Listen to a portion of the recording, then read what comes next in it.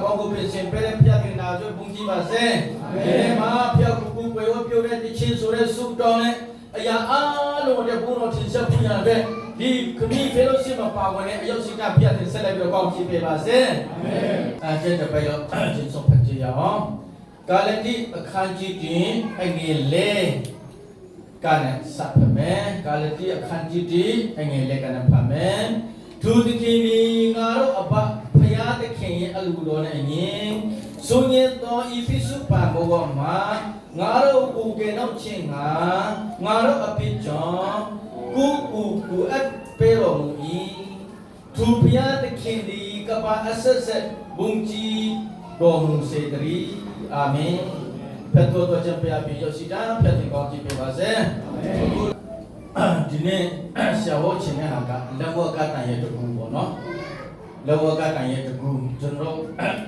เท่าละแต่ยังจะกูเรื่องว่าการตั้งใจจะกูจงรู้เสียงเนี่ยหัวชินอาทิตย์เด้ฮาเลลูยาทีนี้จนเราเท่าละแต่สุริยหากเบกันเนี่ยอยากเกิดเลยอะไรเว้ยเนี่ยเนาะเรื่องว่าการตั้งใจปุ่งตะกูเสียเนี่ยเนี่ยหัวชินอาทิตย์เด้ส่วนจนเราคู่พระตัวเรียนไปมาปาเปรย์เลยใช่ไหมทุกที่เขียนสุริยากาเยซูคริสต์คู่เดียวชินาพิเดนทุกที่เขียนเยซูคริสต์ขมิ้นโรพยายะอลูโรอาจารย์เนาะตัวเย่บอกว่าดีพิสุปันกาละเนาะสุ่มเนี่ยก็ดีพิสุปันกาละดีโลกาเย่สุ่มเนี่ยตัวแค่กาละกันจนเราโกเกกินน้ำพุยาเวจนเราก็เท่าระแต่กุยาพุนาเวจนเราดีโลกากันเนี่ยเย่กันเนี่ยล้วนเมียวน้ำพุยาเวกูแต่กูสนองมีหรอกูแต่เป็นอะไรที่เด้ฮาเลลูยาเอราจงเยซูคริสต์กูเป็นกันเนี่ยล้วนเมียวพุยาเวจนเราจะมาเอาเวเยซูคริสต์ก็ตัวแต่กูเป็นเลยสุรากูปัทมาอุสุนจนเราที่กูดูบาร์เลยสุรากูตัวชิมาเลยดีลูเว้เอฟโอระคันจีดีดอกเนาะโกรินทูปฐมศาสนาคันจีนี่เงี้ยคนนี้ดอกเนาะเปโตรปฐมศาสนาคันจีที่เงี้ยเนี่ยเสียดอกပြီးတော့ဒီမိုတေဒုတိယစာဆောင်အခန်းကြီးကြီးအငယ်9တော့မှာတွေ့မယ်ဖတ်မယ်ဆိုတော့ပါတွေ့လဲဆိုတော့နော်ကောင်းကင်နဲ့မေကြီးမတိုင်ခင်ကလေးကတဲ့နော်အစအရာဘာမှမရှိတဲ့အချိန်ကလေးကတဲ့နော်ယေရှုခရစ်တော်အပြင်ကျွန်တော်တို့ကိုကယ်တင်ပြီးသားရွေးနှုတ်ပြီးသားဖြစ်တယ်ဆိုတာကိုရှင်ပေါလုကအကျင့်တင်ကျွန်တော်တို့ကိုနိုးဆိုတာပြောပြတာကိုအမေတန်ကျွန်တော်တို့တွေ့ခဲ့တာဖြစ်တယ်အဲ့တော့ယေရှုခရစ်တော်ဟာကျွန်တော်ကျမတို့မမွေးခင်ကလေးကဒီလောကကိုမဖန်ဆင်းရှင်ကလေးကနော်ကျွန်တော်ကျမတို့အပြစ်မှာထော်လေးအပြစ်ကနေလွတ်မြောက်ဖို့ရတဲ့ဘုရားသခင်အစီအစဉ်ရှိပြီးသားဆိုတော့ကိုကျွန်တော်တွေ့ခဲ့တာဖြစ်ပါတယ်အဲ့တော့ဒီနေ့ဟာကျွန်တော်ယေရှုခရစ်တော်လက်ဝါးကတာမှာတည်ရမယ့်အကြောင်းကိုပရောဖက်တွေကဘလို့နော်ပြောခဲ့ပြီးခဲ့တယ်လေယေရှုခရစ်တော်ကလည်းငယ်သားပြောတာလေမောရှိစာအုပ်ထဲမှာရေးထားတဲ့ဟာတွေပြီးတော့ဆာလံကျမ်းမှာရေးထားတဲ့ဟာတွေပရောဖက်တွေကရေးထားတဲ့ဟာတွေအားလုံးဟာပြီးဆုံးစေရမယ်ဆိုတော့ယေရှုခရစ်တော်ကငယ်သားပြောထားတာဖြစ်တယ်။မရောက်ဒီမှာပုံမှန်တွေ့ထားတဲ့အတိုင်းပဲစာသားကိုမဖက်နိုင်ရင်တော့မှဒီယေရှုခရစ်တော်ဟာမေဆီယဖြစ်တယ်ဘုရားသခင်ရဲ့သားဖြစ်တယ်သူဟာနော်ဘုရားသခင်ကပြီးသိပေးပြီးတော့နော်ခရစ်ဆိုတဲ့ပြီးသိပေးပြီးတော့ဒီမေဆီယဆိုတာလောကရဲ့ကယ်တင်ခြင်းအပိတကုကယ်တင်ရမယ်လူသားကုကယ်တင်ရမယ်ဘုရားသခင်သားတော်မှာကကြောင့်ကိုဘယ်လိုတည်နိုင်မလဲဆိုတာကနော်မောစီစာအုပ်မှာလည်းရေးပြီးသားဖြစ်တယ်ဆာလံကျမ်းမှာလည်းရေးပြီးသားဖြစ်တယ်ပြီးတော့ပရောဖက်တွေကလည်းအကုန်လုံးရေးပြီးသားဖြစ်တယ်အဲ့ဒီထဲမှာဇခရယအခန်းကြီး9အငယ်9နဲ့ဟေဆယတော်နော်လုကာတော့ကအမေတန်ကြီးထားတာဖြစ်တယ်လူတွေကသိရှိနာဖူးရတဲ့ဘုရားရဲ့တာမန်ကကြောင့်ဒီလောကကိုကယ်တင်မဲ့သူဖြစ်ကြောင်းထာဝရအသက်ပလေဝကတမှာအသက်ပေးပြီးတော့လူသားတွေကကယ်တင်ခြင်းရမယ့်အကြောင်းကိုပရောဖက်တွေကဘလို့ပြောခဲ့တယ်လဲဆိုတော့သူဟာတဲ့နော်ဂျေရုဆလင်မြို့ကိုမိကလေးကိုရှိပြီးမှဂျေရုဆလင်မြို့ကိုဝင်မယ်ဆိုပြီးတော့ကျမ်းစာမှာရေးပြီးသားဖြစ်တယ်ဇခရယအခန်းကြီးကိုအခန်းငယ်ကိုမှာရေးပြီးသားဖြစ်တယ်ကယ်တင်ပါစီကိုကျွန်တော်တို့ဘလို့ပြင်နိုင်မလဲနော်ဂျေရုဆလင်မှာsorry ဣသရေလလူမျိုးတွေကယ်တင်ရှင်ဖယားရဲ့တာဖယားရဲ့ဗိမာန်ကိုပေးထားတဲ့မဆိုင်အဆိုတော့ကိုကျွန်တော်တို့ဘလူတင်နိုင်မလဲဆိုတော့မိတဲ့ကိုရှိရင်လည်းဂျေရုဆလင်မြို့ကိုဝင်မယ်ဆိုတော့ကိုပရောဖက်တွေကပြောခဲ့တာဖြစ်တယ်အဲ့ဒါကိုကျွန်တော်တို့ပြန်မှာတွေ့ခဲ့တယ်လေဆိုတော့နော်ဒီမှာပုံမှာတွေ့လာ အဲ့ဒါဘယ်လိုခေါ်လဲပမာလုံးမီလာလာလာပဲပြောနော်ဒါဆိုယေရှုခရစ်တော်ကရှိခဲ့တဲ့ဟာကမီလာလာ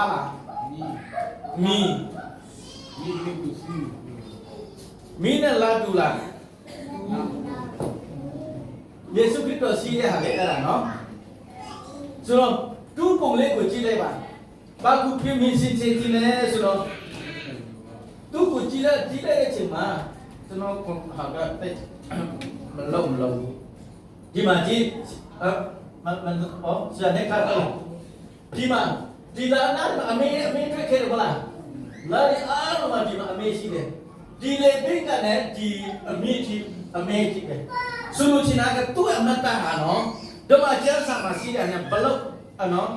ထိုက်ကမှုမဟုတ်ဘူးနော်ဖယားသခင်ကကောင်းကင်နဲ့မြေကြီးကိုမဖန်ဆင်းခင်ကလေးကကျွန်တော်တို့ကိုယေရှုခရစ်တော်မှာကယ်တင်မဲ့ဆိုတဲ့ဟာကိုအခုနားလည်းဖတ်တော့တယ်ရှင်ပေါလုကလည်းအချင်းချင်းကျွန်တော်တို့ကိုပြောထားတာဖြစ်တယ်ဆိုတော့ဒီမီးရဲ့နမိတ်လက္ခဏာကလေးကသူ့ကိုတော့ပေါ်မှာပါရှိလေလက်ဝါးကားတာပုံရှိဆိုတော့ကိုဒီနေ့တားတယ်လို့ကိုသိရှိချင်တယ်ဒီလက်ပုံလေးကိုကြည့်တဲ့အချိန်မှာသူလေပိကနေပဲပြချင်းပိကနေနော်လက်ဝါးကားတာပုံဆိုင်သူတော့ပေါ်မှာလက်ဝါးကားတာပုံဆွဲပြီးသားဖြစ်တယ်ဆိုတော့လာမရင်မိမရင်ဒီလက္ခဏာအမြဲတမ်းရှိတယ်ဆိုတော့ဒီဟာကကျွန်တော်ဟုတ်ပြီယေရှုခရစ်တော်မမွေးခင်ကလေးကဘေလီမြို့ကိုတွားတဲ့အချိန်မှာမေရီကပါရှိခဲ့တယ်လေဒီလာပဲရှိတယ်ယေရှုခရစ်တော်မမွေးခင်ကလေးကဒီလာပဲမေရီကရှိတယ်ဘေလီမြို့မှာမွေးဖို့တွားတဲ့အချိန်မှာသူ့ကိုသူ့မွေးရမယ့်အဆက်လာလေးရောက်ပြီဆိုတော့သူချေချင်တဲ့မရှုံနိုင်တဲ့အချိန်မှာမေရီကူတိုင်ကဒီလာလေးကိုရှိတယ်ဆိုလို့ချင်တာကဘသူကရှိတယ်လဲဆိုတော့မေရီကရှိပေမဲ့ဓမ္မကျမ်းစာရဲ့ပုံဆောင်ခြင်းကိုကျွန်တော်တို့ကြည့်တဲ့အချိန်မှာယေရှုခရစ်တော်မမွေးခင်ကလေးကဒီလာကိုရှိတာဆိုလိုချင်တာလက်ဝါးကတာမှာတည်ရမယ့်အကြောင်းကိုလည်းပြပြတာဖြစ်တယ်ဆိုတော့ယေရှုခရစ်တော်တုံးတဲ့တုံးမလုံးဒီလောကမှာတက်ရှင်နေတဲ့အချိန်မှာဒီတရက်ပဲသူကဘုံတကူနဲ့ပြည့်စုံနေတဲ့လူပြောမလားလူတွေကအဲ့ဒီနေ့မှာပဲချီးမွမ်းတယ်ချီးကျူးတယ်အော်ကြတယ်ဟောစနာငါတို့ကိုကဲတင်ပါဖယားနာမနဲ့လာတော့သူတွေဘူကြီးပါစေဆိုပြီးတော့ဒီတနေ့ပဲဒီတရက်ထဲပဲဣသရေလလူမျိုးတွေကယေရှုခရစ်တော်ကိုပြောတယ်ကျန်တဲ့ဟာဒီကတော့အကုန်လုံးနော်ရှင်ရဲ့တာစီမှာတွားတယ်ဖြတ်လာတဲ့လူကြီးစီမှာတွားတယ်နော်အမျိုးပဲအပြစ်တားနေပဲတုံးနေတုံးမလို့သူအသက်ရှင်တယ်အဲ့ဒီတရက်ပဲယေရှုခရစ်တော်ဘုန်းတော်ထင်ရှားတယ်လို့ပြောမလားတခင်ဘဝနဲ့ဒီတနေ့ပဲသူခါစားရတော့ကျွန်တော်တို့တွေ့ကြတယ်ပြီးတော့နောက်တစ်ပုံတွေ့မယ်ဆိုတော့ယေရှုခရစ်တော်ဒီနေ့ကဘေခုနဆက်ပြောတဲ့ဘေသနီမြို့ကနဲ့ဂျေရုဆလင်မြို့မှာဝင်နေချင်ပါလေအဲ့ဒီယေရှုခရစ်တော်ကိုယ်တိုင်ကအဲ့ဒီနေ့မှာရှိထားတယ်အဲ့ဒါဇခရယာအခန်းကြီးကိုငယ်ကူမှာမေတ္တာတွေ့ခဲ့အဲ့ဒါကြောင့်နေတော့ကဲတင်ပန်ရှင်ယေရှုခရစ်တော်ဖယားသခင်ကပြီးတဲ့ဖေခါတဲ့ယေရှုခရစ်တော်ဟာလာကူရှိပြီးတော့ဂျေရုဆလင်မြို့ကိုဝင်မယ်အဲ့ဒီလူကိုတွေ့ရရှင်တော့တင်းတော့ရဲ့တခင်ပဲတင်းတော့ရဲ့ကဲတင်ပန်ရှင်ပဲတင်းတော့ရဲ့မဆာရပဲဖယားသခင်ကပြီးတဲ့ခါတဲ့ခရစ်တော်ဆိုတာကသူပဲဆိုတာကိုဣသရေလလူမျိုးကတည်မယ်ဆိုပြီးတော့ဖော်ပြထားတာအဲ့ဒါကြောင့်အဲ့ဒီယေရှုခရစ်တော်ဟာအဲ့ဒီလာလေးကိုရှိပြီးမှဂျေရုဆလင်မြို့ကိုဝင်လာတဲ့အချိန်မှာဣသရေလလူမျိုးတွေကအကုန်လုံးဓမ္မဟောကြားစာကိုအကုန်လုံးရပြီလေမောဆက်စာအုပ်ဆာလံကျမ်းတော်ပရောဖက်စာအုပ်ကအကုန်လုံးရတယ်ကျွန်တော်တို့ကခင်းရဖြစ်ပြီးတော့နော်ပါစတာတွေဖြစ်ပြီးတော့အလွတ်ရတာမပြောနဲ့အကုန်လုံးတော့မဖက်တဲ့ဆရာမတွေများကြီးရှိတယ်ကျန်စာအုပ်တော်လုံးကိုတော့မဖက်တဲ့ဆရာမတွေများကြီးရှိတယ်ဆရာကူတာတည်တဲ့ရန်ကုန်မြို့မှာနော်ငါနဲ့လေးနေလုံးကျက်စာကြောင်းမှာဆက်တင်ပေးတာကျက်စာကြောင်းကူကြောင်းမှာဆက်တင်ပေးတာပလောဖက်ကတက်လာတဲ့လူရောမတူပြဖက်ကတက်လာတဲ့လူဟာခဖလန်ဖက်ကတက်လာတဲ့လူရောညအယောင်ကနေမကျက်စာဖက်ပါမနေ့စောစောထားပြီးတော့ကျက်စာဖက်ပါဆိုတော့ဒီကြောင်းကတော့ဆရာကျောင်းကတော့အရာကျက်တယ်တစ်ချက်ကြောင်းမှာပြောင်းနေတယ်သူတို့မဖက်ချင်ဘူးဒီလက်ဝက်ကတန်တကူကဘလုံးမြင့်ဖြစ်တယ်လေဒီလက်ဝက်ကတန်ရဲ့တကူကိုဆက်ပြောချင်တာဖြစ်တယ်ကဲဆိုတော့ ယေရှုခရစ်တော်ဟာအဲ့ဒီနေ့ကလာလေးကိုရှိပြီးမှအိုးဒီလူကငါတို့ကတင်ရှိမယ်ဒီလူကဖခင်သခင်ပေးထားတဲ့ကျွန်တော်တို့ရဲ့ယေရှုခရစ်တော်ဆိုတဲ့ဖခင်သားပဲဒီနေ့မှာပဲအိုးဟောစနာဆိုတော့ပါလေဒီနေ့မှာကေတင်မှာအခုပဲကေတင်မှာလို့သူတို့ဟောတာယေရှုခရစ်တော်သူတို့ကေတင်လာသူတို့ထင်တာကရောမအင်ပါယာတွေကကေတင်မလို့နော်အာဆီးရီးယားဘက်ဘလုံဂျူဘိုဝကလည်းလို့မလို့သူတို့ကထင်တာဒါပေမဲ့ဖခင်ရဲ့သားတော်ကဒီဇာတိပဂတိကြွယ်ဝဖို့ချမ်းသာဖို့ကြမ်းမာဖို့ပါဘယ်နဲ့ထာဝရအတိတ်ရဖို့ရန်ကျွန်တော်တို့ဝိညာဉ်ကြီးရမှာတေမိတာအာဒမ်ကလည်းတေမိတာအာဒမ်ကလည်းအပိတော့တေရမယ်အပိတာကိုကြေချွတ်ဖို့ရလာတယ်ဆိုတာကနောက်ကပတ်တော်မှာလာပြီးသားဖြစ်တယ်အဲ့ဒါကြောင့်ဒီနေ့တတိထားရမယ်တတိကောင်းဆိုတာပါလေယေရှုခရစ်တော်ဒီလောကမှာလာရခြင်းအကြောင်းကပါလေလက်ဝါးကားတာရဲ့တကူကပါလေဆိုတာကိုကျွန်တော်တို့နားလည်စေဖို့လိုတယ်ယေရှုခရစ်တော်ဟာလက်ဝါးကားတာမှာမတည့်ရှင်မှာနော်အမျိုးမျိုးတွေအခုနစာပြောတယ်ဒီတရက်ပဲယေရုရှလင်မြို့ကိုဝင်ပြီးတော့လူတွေအော်ကြတယ်နောက်တစ်ပတ်ကျတော့ဘာဖြစ်လဲအဲ့ဒီလူကိုလက်ဝါးကားတာမှာတပ်ပါလက်ဝါးကားတာမှာတပ်ပါဘာပြောလဲသူတို့ကဘာနမတ်ကိုပဲဖက်ပေးပါဘာနမတ်ကိုပဲဖက်ပေးပါသူအော်ကြတယ်ဆိုတော့ဘာဖြစ်လို့ဒီလူတွေအော်ကြတယ်လဲဆိုတော့ကျွန်တော်တို့နည်းနည်းပါကြည့်ရအောင်ယေရှုခရစ်တော်ဟာဒီမှာဆူတောင်းပြီးတော့ကေစမနီဦးရင်မှာဆူတောင်းပြီးတော့ဆူတောင်းတဲ့နေရာမှာတွားဖန်လိုက်တယ်တွားဖန်ပြီးတော့သူ့ကိုပါလေမင်းကြီးစီမှာတွားပလိုက်တယ်အဲ့ဒါဂျစ်ပရိုဟက်စီမှာဂိုင်ဖတ်ယုံမှာတွားပလိုက်တယ်ဂိုင်ဖတ်ကတညအလုံးသူ့ကိုအပြစ်ရှာတယ်အပြစ်ရှာတဲ့ချိန်မှာသူ့ကိုအပြစ်တွေ့လားမတွေ့ဘူးနော်ဂိုင်ဖတ်ကယေရှုခရစ်တော်အပြစ်လို့မတွေ့ဘူးအဲ့ဒါအပြစ်မတွေ့တဲ့ကြောင့်မူလိနာနဲ့ဘသူရှိမှာပြန်လိုက်တယ်နော်မြန်တော့ပဲလေပြီးဆိုတော့ပိုင်လော့စီမှာပြန်လိုက်တယ်ပိုင်လော့ကလည်းသူ့ကိုအပြစ်လိုက်ရှာတယ်အပြစ်ကိုမတွေ့ပြန်ဘူးအဲ့ဒါကြောင့်ပိုင်လော့ကလည်းဒီလူကအပြစ်မရှိဘူးလို့ပြောတယ်အဲ့ဒီချိန်မှာသူ့ကိုကြောင်းစားတဲ့ယူဒအရှေရကဘာပြောလဲငါတခင်ယောနာမှာပြီငါခင်နာကတော့အဲ့ဒီယူဒရုံမှာပဲသူ့ကိုတရားစီရင်ပြီးတော့ဆွဲမယ်လို့ထင်တာဘယ်ဟုတ်မလဲယူဒတရားစီရင်ကသူ့ကိုအပြစ်မတွေ့တဲ့ကြောင့်ရောမတရားစီရင်ကိုလွှဲပြီးဆိုတော့သူမလွတ်တော့ဘူးဆိုတာယူဒအရှေရကတည်တယ်ယူဒအရှေရကစိတ်ညစ်သွားပြီကျွန်တော်မှာပြီကျွန်တော်အပြစ်မရှိတဲ့လူကိုကျွန်တော်တွေ့ရှိသွားပြီဆိုပြီးတော့ယူဒအရှေရကသူရောက်ထားတဲ့ပိုက်ဆံကိုအဲ့ဒီဂျစ်ပရိုက်စီမှာတွားပေးပြီးတော့သူကတော့ပြီးတော့ကျူးဆွဲပြီးတော့တွားတက်လိုက်တာဘာဖြစ်လို့လဲသူကအပြစ်မရှိဘူးသူကပိုက်ဆံရစေချင်တော့ပိုက်ဆံရရင်တော်ပြီသူကယူဒအစုမှာတွားပြီးတော့ပြက်လွှတ်မယ်လို့သူကထင်တာမဟုတ်ဘူးယူဒကမလွှတ်တော့အပြစ်မတွေ့ပေမဲ့သူကမလွှတ်ပဲနဲ့ရောမကိုပြန်လိုက်တာရောမပိုင်လော့စီမှာပြန်လိုက်တော့ပိုင်လော့ကလည်းအပြစ်မတင်တော့ဘသူစီမှာပြန်တယ်ဟေရက်မီစီမှာပြန်လိုက်တယ်ဟေရက်ဆိုတာကယူဒပြည်မှာရှိတဲ့ဂါလိလိပြည်မှာရှိတဲ့နော်အောက်ချုပ်ကြီးမှုပေါ့နော်သူစီမှာပြန်လိုက်တယ်ဟေရက်ကလည်းသူ့ကိုအပြစ်ရှာပြီးမှတနေ့ကုန်အပြစ်ရှာတယ်မတွေ့တော့ဘူးမနေ့ပြန်ကြရင်ဘာဖြစ်မလဲဆပ်ဘတ်နော်ဥပုံနဲ့ဖြစ်တဲ့အတွက်ကြောင့်မရတော့ဘူးဆိုတော့ဟေရက်ကလည်းအပြစ်မတင်တဲ့မမီတဲ့အတွက်ကြောင့်သူ့ကိုပိုင်လော့စီမှာပြန်ပို့လိုက်တယ်ပိုင်လော့ကလည်းအပြစ်မမီတဲ့ချိန်မှာအဲ့ဒီချိန်မှာသူရုံးနဲ့ထိုင်တဲ့ချိန်မှာသူ့မိမကစကားလာပါလာတယ်နော်ပိုင်လော့မိမကကဲမိကြီးဒီလူကအပြစ်လို့မရှိတဲ့ဖယားရဲ့တာဖြစ်တဲ့အကြောင်းလက်ဖြစ်နေတော့မှမထိနဲ့ကဲစဉ်းစားကြည့်ဖားနဲ့ဟေရက်မီကလည်းပြမမင်ဘူးပြီးတော့ဂိုင်ဖတ်မီချီကလည်းပြမမင်ဘူးပြီးတော့ပိုင်လက်ကလည်းပြမမင်ဘူးပြီးတော့ပိုင်လော့မိမကလည်းပြမမင်ဘူးပြီးတော့သူ့ကိုကြောင်းတဲ့လူတော်မှာပြမမင်ဘူး9ယောက်ရှိပြီနော်တက်တဲ့9ယောက်ရှိပြီဒါပေမဲ့သူ့ကိုမလွတ်ဘူးအနောရှာအပြစ်မရှိတဲ့လူကတော့ဒဏ်ခတ်လို့လည်းမရဘူးချိန်နှံပေးလို့လည်းမရဘူးအပြစ်မရှိတဲ့တော့လွတ်ရဘူးမလွတ်ဘူးနော်မလွတ်ဘူးအရာတော့ဆက်ကောင်းတယ်အဲ့ဒါတော့ကျန်စာဒီနောက်ကပတ်တော်ကြီးကောင်းကင်နဲ့မေကြီးပြည့်စည်တော်လဲငါစကားလုံးဝမပြည့်စည်ရဆိုတာဒီမှာပြီးဆုံးတယ်ဒါဆိုတော့မရတော့ဘူးချစ်ပေါ်ပိုင်ဘကပါပြောတယ်ဆိုတော့ဒီလူဟာငါလွတ်မယ်ဒီလူကတော့မလွတ်လို့မရဘူးအပြစ်မရှိဘူးနံပါတ်1ဇူဒဥပဒေနဲ့ဒီလူကိုလွတ်အောင်ကျွန်တော်သူ့စားပြီလို့ပြောတယ်ဇူဒဥပဒေမှာရှိတယ်သူတို့ပတ်တခါပွဲမှာအပြစ်သားတယောက်ကမင်းတန်ဖက်ပေးလိုက်တယ်ဆိုတော့ရှင်ပိုင်လော့ကမဲကဲ ခမရတော့ဣသရေလယူဒဥပဒေမှာရှိတယ်ပတ်တခါပွဲမှာထောက်ထက်ကလူပြောက်ကိုမေတ္တာထွက်တယ်မဟုတ်လားအဲ့ဒါဆိုရင်ရှုကလုံးအပြစ်မရှိဘူးလုံးအပြစ်မတွေ့ဘူးဟဲရက်ကလည်းမတွေ့ဘူးကိုင်ဖတ်ကလည်းမတွေ့ဘူးငါကလည်းမတွေ့ဘူးသူ့ကိုရောက်စားတဲ့လူကလည်းအပြစ်မတွေ့ဘူးအဲ့ဒါဆိုသူ့ကိုလွတ်မယ်ဆိုတဲ့ချိန်မှာဣ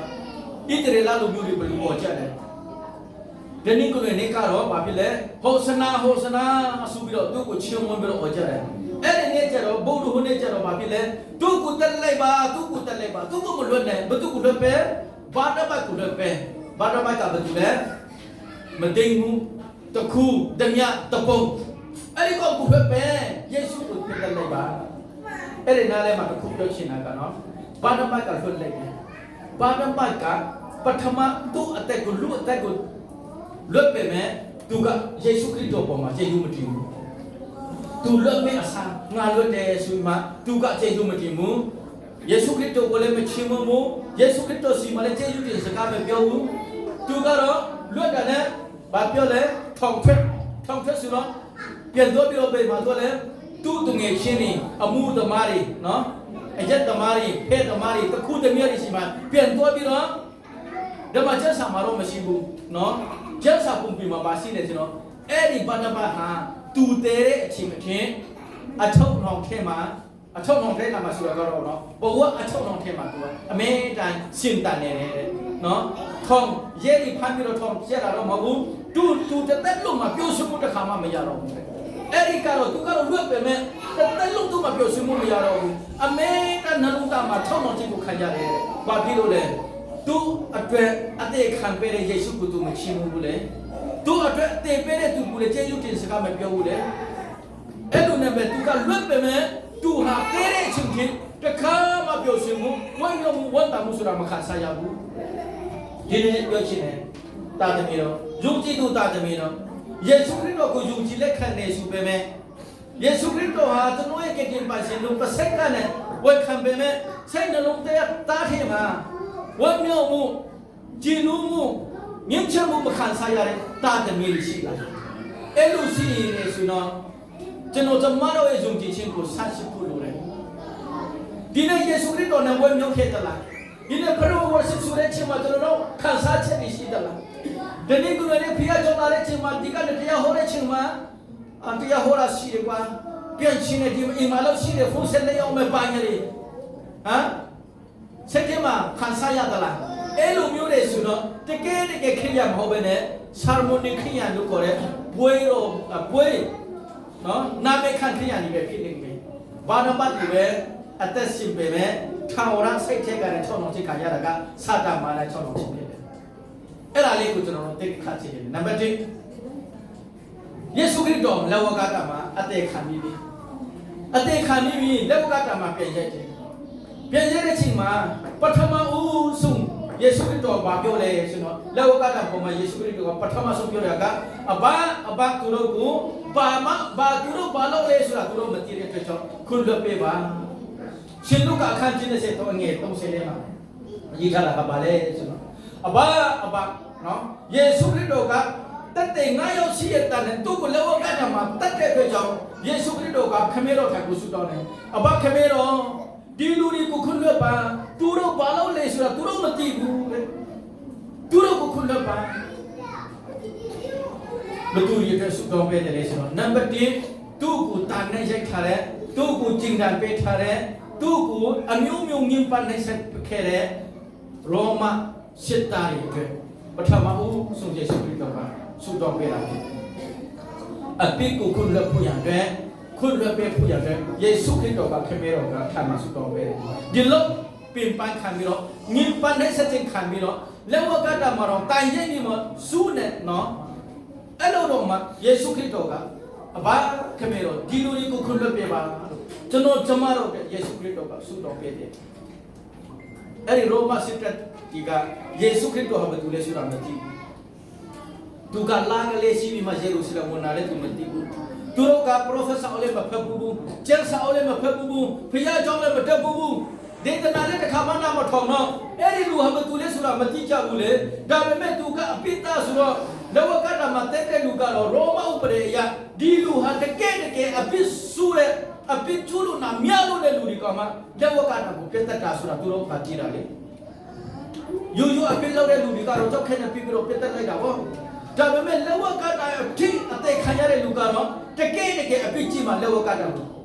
ရိုက်ခါတာဖြစ်တယ်အဲ့ဒါတော့ရောမစစ်တဲ့ဒီကမကြည့်ဘူးအထက်ကအမိဖြစ်တဲ့အတွက်သူတို့လောက်တာဖြစ်တယ်ဒီနေ့ယူကြည်သူတာသမီးတော့ယေရှုခရစ်တော်ဟာမိမိရဲ့ကယ်တင်ပါရှင်ဒီတကယ်လက်ခံဖြစ်တယ်မိမိရဲ့သခင်ဖြစ်တယ်ဆိုရင်တော့တွာလာနေရတာမှာအလုံးလုံးနေရတာမှာနေတာမှာကျွန်တော်တို့ကိုအောက်ချုပ်တဲ့လူဖြစ်တယ်သခင်ဆိုတာအောက်ချုပ်မဲ့လူဖြစ်တယ်လာပြတဲ့လူဖြစ်တယ်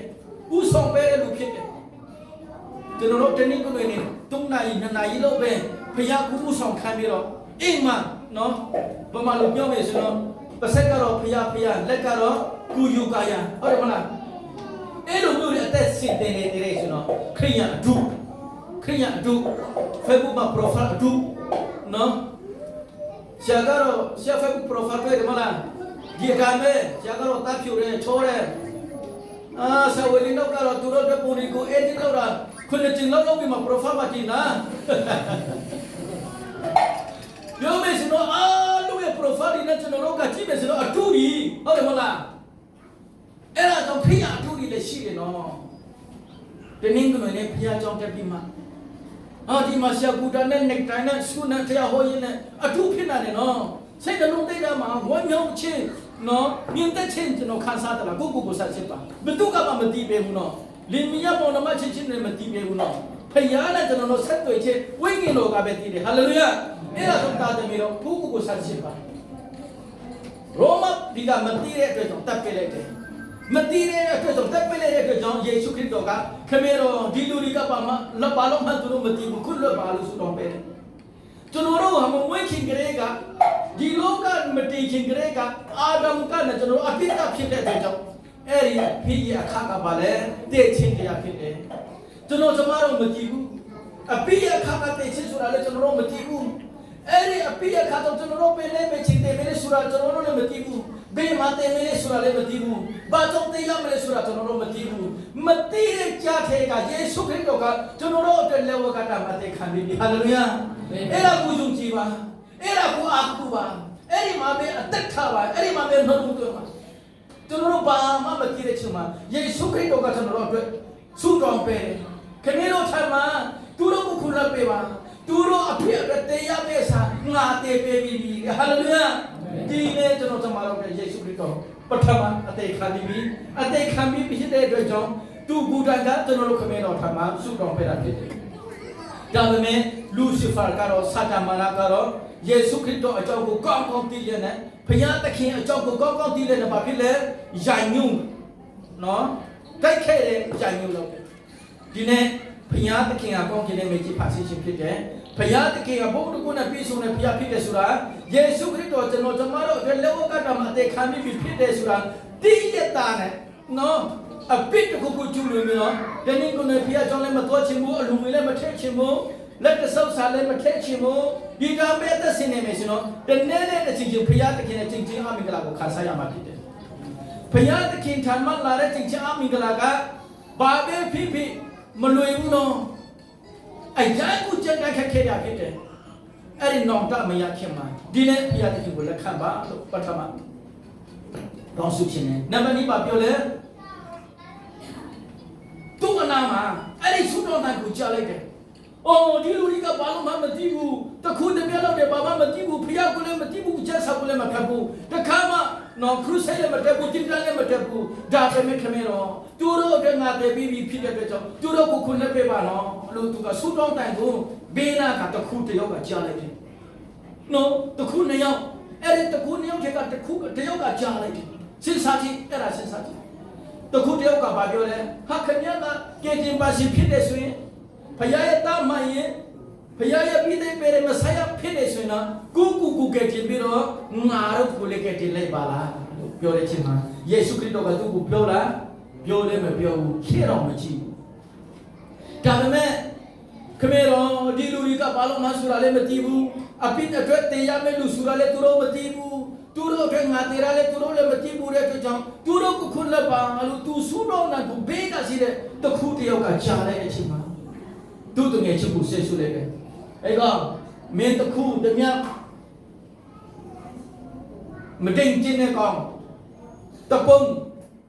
မင်းနဲ့ငါကတေးတင်းနဲ့ဟာပဲငါတို့အပြစ်ကြောင့်တေးထိုက်တယ်နော်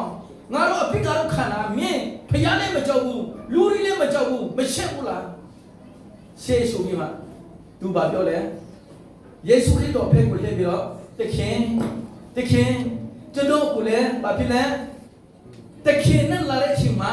မမင်းနဲ့ဟာလေလုယာအာမင်တခင်နဲ့လာတဲ့အချိန်မှာကျွန်တော်ကိုမမင်းနဲ့ဒီတခွန်မဲ့ဆုတော်လိုက်တယ်အကျဉ်းကိုပြောရတယ်နော်မိတ်ဆွေဒီနေ့ပြောချင်တယ်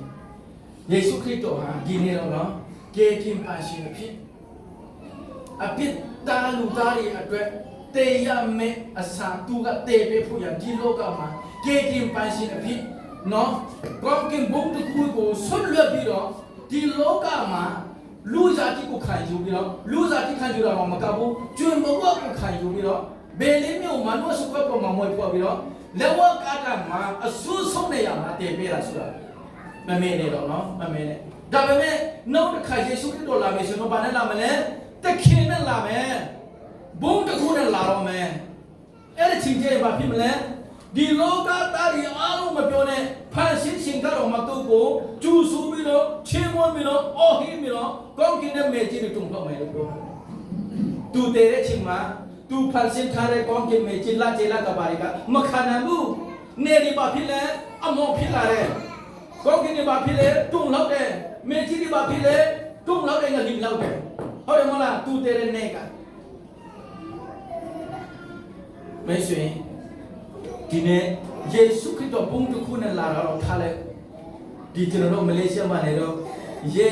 ကပုတ်မပြောနဲ့ရေဝဆုတွေ့နော်ကျွန်တော်တို့ကြောက်ပြီမဟုတ်လားဟမ်ရေဝဆုနော်တွေ့ရေဝဆုနော်တွေ့ပြီစနော်ကြောက်နော်ဆရာဆုနော်လေဈေးတွေမပြောနဲ့ security ဝဆုမှာမကြောက်တယ် security ဝဆုကြည့်ရတယ်တွေ့ရတယ်အဲ့ဒီပဲကိုကျွန်တော်မပြောချင်တော့ဘူးအရင်တော့ကတော့ရောက်ခါစားကတော့ခုတော့မဟုတ်တော့ဘူးပေါ့နော်မလေးရှားတော့ခါစားတော့ security တွေတွေ့ရတယ်ကျွန်တော်တုံနေတော့ဘာမှမရှိသေးဘူးလေအဲ့ဒါမြတ်ပြောနေဒီလောကမှာရှိတယ်နော်အဆင့်ရှိတဲ့လူတော်မှာဥပမာကဆရာဝလေးနဲ့ဆရာနိုင်တော့နဲ့ဆရာရှိတဲ့ရှိမတော်မှာတားတယ်လောကခေါင်းပြီးတော့တော်တယ်မောင်းလားဆရာတော့ကိုယူတယ်လေစားတယ်မောင်းလားကျေကောင်းကင်နဲ့မေကျုပ်ကိုဖန်ဆင်းတဲ့ထာဝရဘုရားသခင်ဘုန်းတကူနဲ့ဒီလောကကိုထွက်လာတဲ့ချိန်မှာနော်လူသားတွေမပြောနဲ့နော်အခုလိုယေရှုကယ်တင်ပါလို့ကျွန်တော်တို့ပြောဆိုရမှာမဟုတ်တော့ဘူး။ဘာဖြစ်လို့လဲ။ဒုဘုန်းတကူကအရာလီနဲ့အကြမ်းဖြူရှင်နဲ့အကြမ်းဖြတ်မဲ့တဲ့အတွက်ကြောင့်အပိသားတွေနဲ့လုံးဝထိတွေ့လို့မရတော့ဘူး။ကတ်လို့မရတော့ဘူး။ဒီနေ့တာရင်အချင်းကောင်းအခါကောင်းရှိတယ်။ဟာလေလုယာ။ဒီနေ့မျက်စိမြင်တဲ့ချိန်မှာဒီနေ့တရင်ကိုကြားနာတဲ့ချိန်မှာယေရှုခရစ်တော်ထာမယ်နဲ့လာကျွန်တော်ကြောင့်မတော့တဲ့ဆုတော်ပဲပြီးသားဖြစ်အဲ့ဒီလူကိုကဘာပြောလဲယေရှုကဘာပြောလဲဒီနေ့ငါနဲ့အတူပါရဒိဘုံမှာအတူရှိပြီဟာလေလုယာအဲ့ဒီတခွမဲ့ရည်တော်ရင်းချင်းတော်ခါဘာလို့ပြောလားမပြောဘူးအတင်းတော့ကထားတဲ့တနည်းလောက်တော့ဘာလို့ပြောလားမပြောဘူး pray worship တဲ့ခါလောက်တော့ဥဆောင်ဘာလို့ပြောလားမပြောဘူးကိုရောကျွန်တော်အပြစ်သားပဲကျွန်တော်ကတော့အပြစ်ကြောင့်တင်းနေလူတယောက်ဖြစ်တယ်ဒါပေမဲ့တခင်နဲ့ကြွလာတဲ့ချိန်မှာကျွန်တော်ကမမင်းနဲ့အဲ့ဒီခုနဲ့မဲ့ဒီနေ့ကလည်းဆက်ပြီးတော့ငါနဲ့အတူထောင်တော့တဲ့ရပြီဟာလေလုယာယုံကြည်ခြင်းဆိုတာအဲ့ဒါပဲလက်ခံတာပဲကျွန်တော်တို့ကပြုလုပ်လို့နော်သူစားလို့သူတော်လို့အဆက်ဆုံးလို့ဖယားချင်းလို့မဟုတ်ဘူးနော်ဖယားသခင်လောက်ပေးပြီးသားဖယားသခင်ကကျွန်တော်ယေရှုခရစ်တော်ကလောက်ပေးပြီးသားကိုကျွန်တော်ယုံကြည်လက်ခံဖို့ပဲအဲ့ဒါမှနှလုံးသားထဲမှာဝိညာဉ်တော်ဖယားကကျွန်တော်တို့ရှိမှလောက်လို့ဟာလေလုယာအဲ့ဒါကြောင့်တခုနေအောင်ချင်းမှာဘယ်တခုနေရာမှာရက်တည်ခဲ့တယ်လေကိုဆန့်စစ်ပါယေရှုခရစ်ဖယားတင်ကောင်းမြတ်ပါတယ်ရှာမေတ္တာပြောတယ်ဖယားသခင်ကောင်းမြတ်ပါတယ်ကျွန်တော်တို့ပေါ်မှာဖယားသခင်ကောင်းမြတ်ပါတယ်ကျွန်တော်တို့မိသားစုပေါ်မှာဖယားသခင်ကောင်းမြတ်ပါတယ်ကျွန်တော်အတင်းတော်ပေါ်မှာလုံးဘူးလားကျွန်းဘူးလားဝယ်ခံဘူးလားဟမ်ဖယားသခင်ပဲခုပေါ်ကောင်းခန့်တယ်ခုမိသားစုပေါင်းခန့်တယ်ခုအတင်းတော်ကောင်းခန့်တယ်ဖယားအတွက်ကောခင်ဗျကောင်းခင်ဘူးလား ဒီမှာမဲချင်းတယ်ဆရာတိုင်ကျလို့ဆက်ဆူတော့မဟုတ်ဘူးနော်အားရလို့တိုင်ကျလာနော်ဘုရားကူပဲကျွန်တော်တို့ဖက်မှာကောင်းခန့်ချက်ချင်းတယ်အမေကကောင်းခန့်ချက်ချင်းတယ်တချို့လူတွေကတော့ပိုက်ဆံတော့တူပေါ်ဆက်ချင်းတယ်တချို့လူတွေကတော့ဖုန်းပြီးတော့တူခန့်ဆက်ချင်းတယ်ဟုတ်တယ်မလားရီမှုတော့စပစ်ကြီးနဲ့ချက်ချင်းတယ်ဟုတ်တယ်မလားဘုရားကူပဲကျွန်တော်တို့ဖက်မှာကောင်းဆက်ချင်းတယ်ကိုရောဟဲ့ယေရှုခရစ်တော်ဖြစ်တဲ့ဆိုရင်မဆိုင်ရဖြစ်တဲ့ဆိုရင်ကိုကတည်ပြီးတော့ဘာပြောလဲငါတော့ကိုရကတည်ပါလို့ပြောတာယေရှုကလည်းလက်တော်မကြည့်ဘူးအဲ့လိုမျိုးဆက်တဲ့စီးတယ်ကျွန်တော်ခင်ဗျားတို့စုတောင်းတာကဆလင်းတော့ကြော်မှာမဟုတ်ဘူးကောကင်မပြောနေနော်ဒီဆလင်းတော့ကြော်မှာမဟုတ်ဘူးနော်ဒီနေ့ကတည်းကပြီးတော့ဘုရားလာစီကူပြီးတော့လက်ကောက်တီးပြီးတော့ကားပြီးတော့နော်စုတောင်းတာဆိုတာကဒီလိုမျိုးစိတ်တဲ့နဲ့နော်ဟာဆယ်နယ်လို့စုတောင်းတာနဲ့ချီကွာဆရာဝန်ကြီးအော်ရဆူကဒီဆရာဂျော်ဒပလာရိုက်ရှင်တော့ကျွန်တော်တို့ဖျက်ကြောင်းမှာတနာရီမပြည့်တော့ဘူးကွာဆိုရမျိုးစိတ်တဲ့နဲ့ထိုင်နေလို့ဆိုတော့ကိုစုတောင်းတာကဒီဆလင်းတော့ကြော်မှာမဟုတ်ဘူးအဲ့ဒါပါလေတခုတယောရဲ့စိတ်တယ်ဒါမှမဟုတ်တခုတယောကတော့ဖျားကိုလည်းမကြောက်ဘူးလားလူကိုလည်းမကြောက်ဘူးလားငါတို့ကတော့ပြစ်ရှိတယ်အခုငါတို့တဆုတောင်းတာကိုလည်းမကြောက်ဘူးလားကြားပြီယုံကြည်လက်ခံပါယုံကြည်လက်ကကိုပဲရှိတယ်နံပါတ်3ပါဖြစ်တယ်ယေရှုကဒုတာတရားချင်းပြောတဲ့ကမင်းမအဲ့မှာခမည်းရတာရှိတယ်တားလေဟိုမှာခမည်းမင်းမအလေးရှိတယ်ဘယ်သူကိုပြောလဲဆိုမှယောဟန်ကိုပြောယောဟန်ကသူ့ရဲ့အချစ်ဆုံးတမန်တော်ထဲမှာယောဟန်ကယေရှုခရစ်တော်ကအချစ်ဆုံးအဲ့ဒါကြောင့်ကျွန်တော်နာမည်လေးဂျွန်အမေတိုင်းဂျွန်တို့ပြောတယ်နော်ဂျွန်တို့ပြောတယ်နော်အဲ့ဒီဂျွန်ကဖခင်သခင်ကလည်းကျွန်တော်ကိုအရန်ချစ်တယ်ကျွန်တော်တက်ခံရများကြီးပဲကျွန်တော်စက်တက်အောင်တယ်ကျောင်းဆရာလုပ်တယ်လာဝကလုပ်တယ်ထောက်နှံရေးလုပ်တယ်အဲ့ဒီမှာပြောင်းလဲတာအဲ့ဒီတော့ကျွန်တော်မတည်လို့ဖခင်ကကျွန်တော်ကိုချစ်လို့ကျွန်တော်ဂျွန်ကိုကျွန်တော်ယူတာဖြစ်တယ်ဂျွန်ဆိုတာကနာမည်ကနော်လွယ်လွယ်နဲ့မေးလို့မရဘူးနော်ရထုစီမမေးလို့ရမှာဘယ်ရတဲ့ကျွန်တော်ကိုတကယ်ချစ်တယ်ဆိုတဲ့ခံစားမှတယ်မေးလို့ရတယ်နော်ဒေးဗစ်ဒီဆိုလိုမန်ဒီမေးပြီးတော့ညနေတိုင်းအရက်မိုးတဲ့လူတွေရှိသေးတယ်အဲ့ဒါမလားအဲ့လိုမျိုးကြီးကဲရှိတယ်နောက်မှပဲတက်ခံလိုက်မယ်နော်အဲ့ဒါနားထောင်ချင်တယ်ဆိုတော့ဘုရားကြောင့်ပြတာနဲ့အောက်မှာသင်္ဆာမှာအေးစင်မေးလို့ရတယ်နော်ဘာဖြစ်လို့ယေရှုကသူ့အမိကိုပြောပြီးမှဟိုမှာခင်ဗျာသားရှိတယ်လို့ယောဟန်ကိုပြောတယ်သူ့ရဲ့သားအရင်ကြီးရင်တော့ရှိတယ်လေရင်နဲ့ညီကူရှိတယ်ဒါပေမဲ့ရင်ကိုမပြောဘူးယောဟန်ကိုပြောတယ်ဘာမှမဆိုင်တဲ့ယောဟန်ကိုပြောတယ်ဘာဖြစ်လို့လဲဆိုတော့ယေရှုခရစ်တော်ကသူ့ရဲ့တဝန်ခွေသားတွေတဝန်ခွေမိလေးတွေကသူ့ကိုမယုံဘူးတဝန်ခွေဆိုတာကဇောဆက်နဲ့မေရီရဲ့သားတွေကအဖေမတူတဲ့အတွက်ကြောင့်တဝန်ခွေလို့ဆက်ပြောတာနော်ယေရှုကဇောဆက်သားမဟုတ်ဘူးလေအဲ့ဒါကြောင့်သူ့သားမေတူဖေခွေလို့ပြောမှာနော်ဘာမှလို့ရှိမယ်ဆိုတော့အဲ့ဒီသူ့မိလေးတွေကယေရှုကိုမယုံဘူးမေဆာယဆိုတာလည်းမယုံဘူးဘုရားသားဆိုတာလည်းမယုံဘူးနော်သူနမိတ်လက္ခဏာလောက်တဲ့ဟာလည်းသူတို့မယုံဘူးမယုံတဲ့အတွက်ကြောင့်ဘာပြောလဲနာဇရက်မြို့ကလည်းဘာကောင်းတဲ့ဟာတခုမှမထွက်ဘူးနော်ဆိုတဲ့ဟာမျိုးပြောတဲ့ဟာကသူအင်ပြန်တဲ့ချိန်မှာသူ့ညီကူတွေကပြောတာအဲ့ဒါကြောင့်ကျွန်တော်ရဲ့အမေဟာဝိညာဉ်တော်ဖခင်ကကျွန်တော်ကိုမွေးတဲ့ချိန်မှာဖခင်ကစကားပြောပြီးသားဖြစ်တဲ့အတွက်ကြောင့်ငါတည်ပြီးတဲ့နောက်ပိုင်းမှာဒီအမေကသူတို့ကျွန်တော်ရဲ့တဝက်ကိုညီလေးတွေနဲ့အသက်ရှင်နေဆိုတော့အမေတော့ခါရောက်မယ်ဆိုတာသိတယ်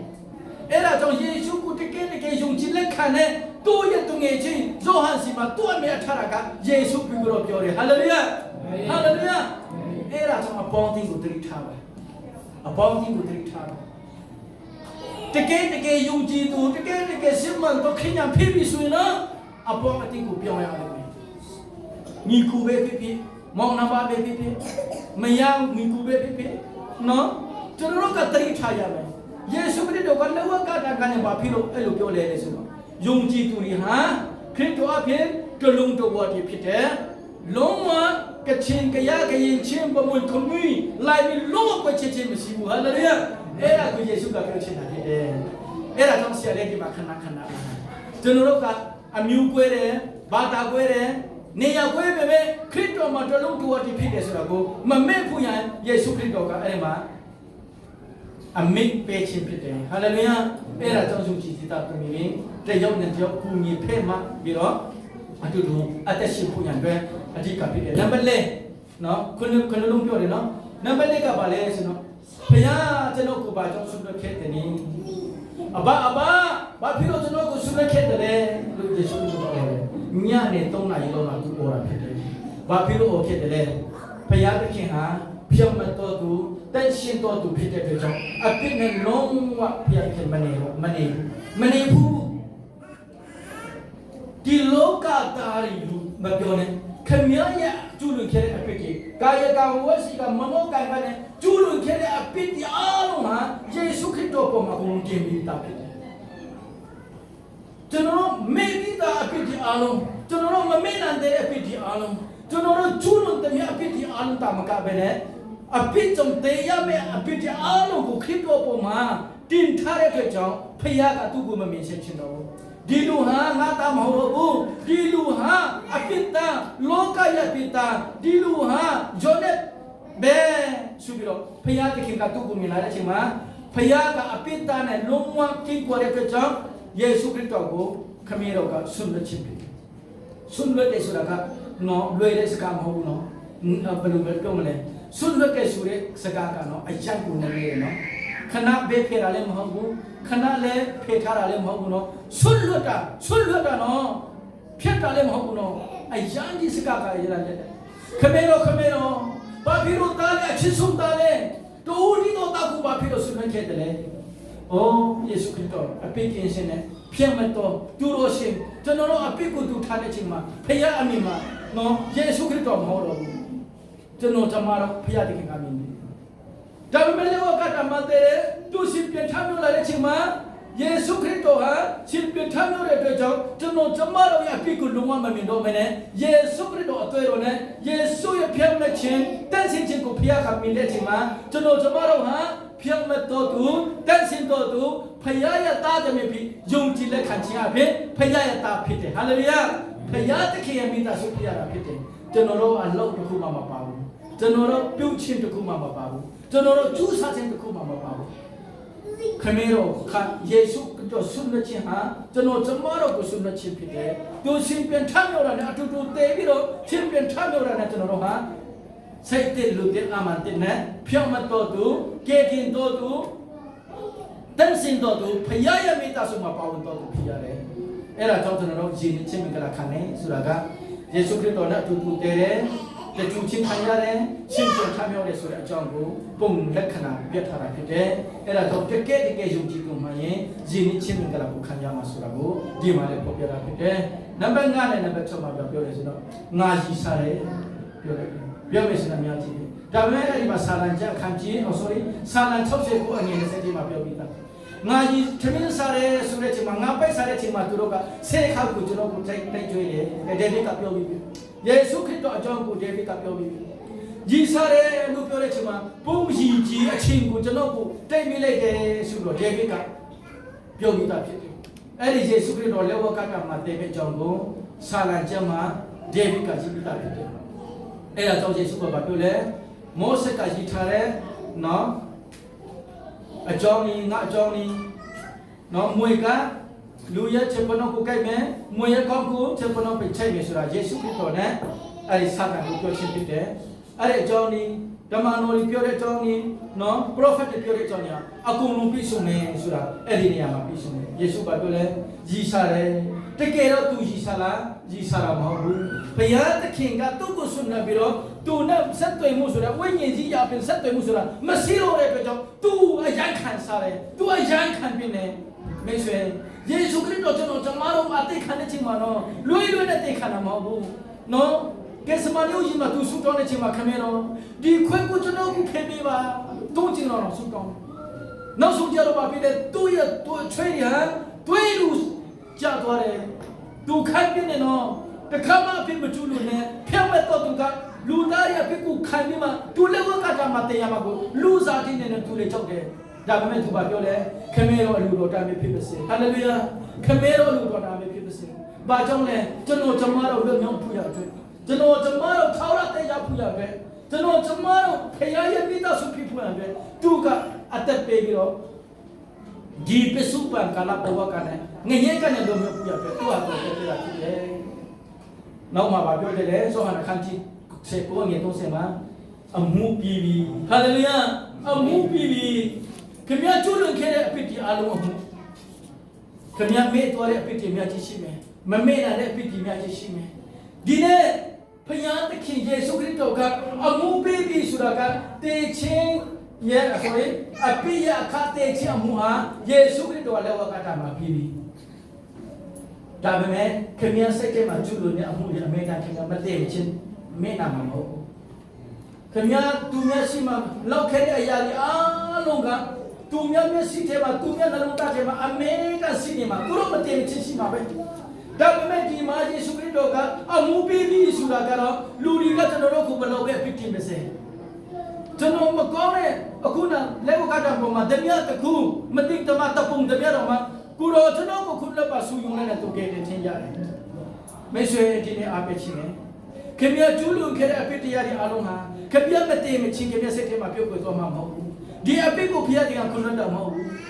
ခင်ဗျာခူးခဲမှုတဲ့နော်ခင်ဗျာလောက်ခဲမှုတဲ့ဆဲလက်တော့ခဲမှုတဲ့ရက်တော့ခဲမှုတဲ့အရာတွေအားလုံးတယောသားချင်းတွေကတည်တဲ့အရာတွေနော်တမျိုးသားလူကတည်တဲ့အရာတွေအတင်းတို့တင်းသားတွေကတည်တဲ့အရာတွေအားလုံးဟာသူတို့စိတ်ထဲမှာဘယ်တော့မှပြုတ်ကွယ်သွားမှာမဟုတ်ဘူးဒါပေမဲ့တခုခါပဲချင်းနဲ့ခင်ဗျာကျူးလွန်နေတဲ့အဖြစ်ဒီအားလုံးအတွက်တရားစီရင်နဲ့တရားမျှမှုတွေဟာပြီးပြီတဲ့ဟာလေလုယာအဲ့ဒါလေးကိုပဲယုံကြည်တဲ့ခံလေးပါတော့တာအဲ့ဒါလေးကိုပဲယုံကြည်တဲ့ခံပါတော့တမီးအဲ့ဒါတခုပဲအဲ့ဒါတခုပဲကဲတင်ချင်းအဲ့ဒါတခုပဲလောကကတည်းကတခုဆိုတာတစ်ချက်ပါမှမဟုတ်ဘူးဆိုတော့မဟုတ်ဘူးနော်တတိထားရှိကိုလားအထခေါ်ရှိကိုလားလာစုကောင်းမဲနားရဲနေရည်ကထားနားရဲနေရည်တဲ့နော်ရှောရဇာရရဘာအစရမစစ်ဟော power အစရရစာတမနာရဲ့ liberation တရိထာလောကကရဲ့တကူဝိညာဉ်တော်တကူဆိုတာယုံကြည်ခြင်းအဖြစ်ကနေကျွန်တော်ခံစားရရှိနိုင်တယ်။ငြိမ်ချမ်းတဲ့ခံရလိမ့်မယ်။ဆက်ဝန်ညောမှုနဲ့ပျော်ရွှင်မှုနဲ့ခံစားရလိမ့်မယ်။တရိထာ it is finished အမှုပြီးကျွန်တော်ကျမတို့အတွက်အမှုပြီး hallelujah ဒါဆိုကျွန်တော်လည်းခောက်ပြီးတော့ကားပြီးတော့ခုံပြီးတော့ချီးမွမ်းကြရအောင်ဟုတ်တယ်မလားဒါပဲကျွန်တော်တို့လုံနိုင်တာလေဒါပဲကျွန်တော်တို့လုံနိုင်တယ်နော်တတရားနဲ့မြတ်ကြီးနဲ့ဖျားခင်ခါမှာကျွန်တော်တို့လာပြီးတော့လုံနိုင်တယ်နောက်ဆုံးပါပြောလဲခင်ဗျားတို့ကျွန်တော်ရဲ့အသက်ကိုခင်ဗျားတို့လက်တော်မှာအနံပါပြီနောက်ဆုံးပါတော့ပါဆိုပြောလဲသူတို့အတွက်တော့ဆုတောင်းပြတာမဟုတ်ဘူးခင်ဗျားတို့ကကျွန်တော်အထက်မှာရှိတယ်ကျွန်တော်ကလည်းခင်ဗျားတို့အထက်မှာရှိတယ်လို့ဒီလူတွေအားလုံးဟာဘာဖြစ်လဲကျွန်တော်တို့အထက်မှာရှိဖို့ရတဲ့ကျွန်တော်လည်းဆုတောင်းတယ်ဒီလူသားတွေမကဘူးနော်ဘဝမှာယုံကြည်ရမယ့်လူတွေအားလုံးအတွက်လည်းကျွန်တော်ဆုတောင်းပေးတယ်ဟာလေလုယာနော်မှာယုံကြည်ရမယ့်လူတွေအတွက်လည်းအကုန်လုံးအတွက်ကျွန်တော်ဆုတောင်းပေးတယ်ရှင်ယောဟန်အခန်းကြီး1အငယ်20ခုကိုကျွန်တော်ဖတ်ချင်ပါတယ်ကျပ်ပဲဖတ်ပြီးမှဆရာဆုံးတော်မှာဖြစ်ပါတယ်ရှင်ယောဟန်အခန်းကြီး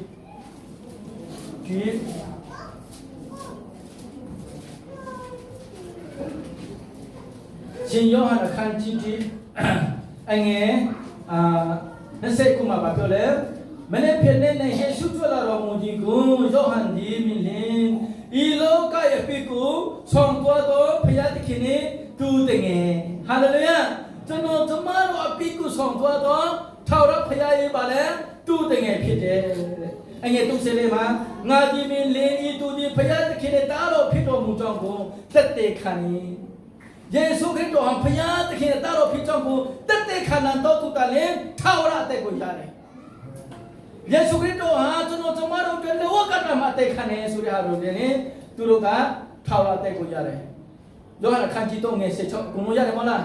အလုံးဖတ်ကြည့်ရအောင်ယောဟန်အခန်းကြီး3ငယ်16ဘုရားသခင်ဤသားတော်ကိုလူကြီးတော်ကိုပေါင်းတော်ပြီးရရှိချစ်တော်မယောသာချစ်ချင်းနာမင်းကပါတိတော်သားတော်ကိုစွတ်တော်မူခြင်းကြောင့်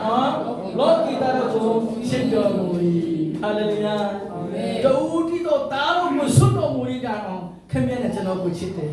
တို့ရဲ့တူတီတော်သားတဲ့ကျွန်တော်ကျမတို့ကိုချစ်တယ်ဒါလို့ချစ်ခင်နဲ့ထာဝရဘုရားရဲ့ချစ်ချမ်းတာကိုခင်ဗျားဘာဖြစ်လို့ဒီနေ့ဒီလက်မခံရတယ်လဲ